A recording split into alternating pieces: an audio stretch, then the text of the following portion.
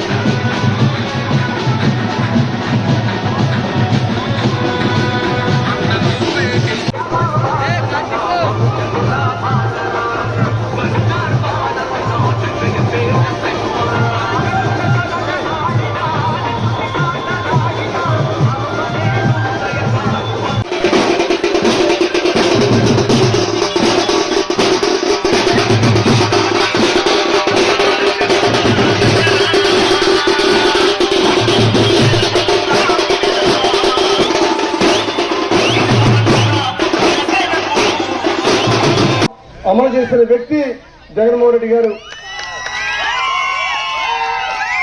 ఇదే సుబ్బాయిగూడ గ్రామంలో డోక్రా అక్క చెల్లెలకి, డోక్రా సభ్యులకి అనేక రకాలుగా చంద్రబాబు నాయుడు ముఖ్యమంత్రి గారినప్పుడు డోక్రా రుణమాఫీ చేస్తానని చెప్పాడు.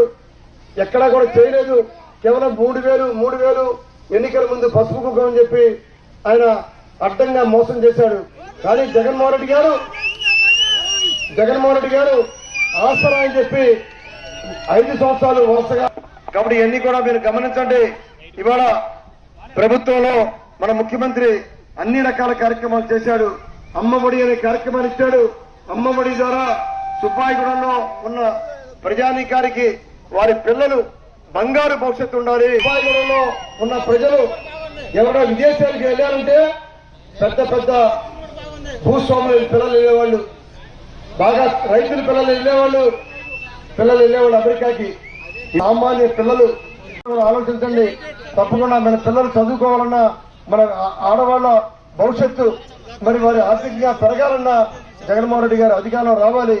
అలానే వ్యవసాయం బాగుండాలన్నా ఇవాళ జగన్మోహన్ రెడ్డి గారు అధికారంలో రావాలని చెప్పి మిమ్మల్ని మీ అందరూ తెలియజేసుకుంటూ, తప్పకుండా రాబోయే రోజుల్లో మరి ముస్లింకి 4% రిజర్వేషన్ ఇచ్చారు.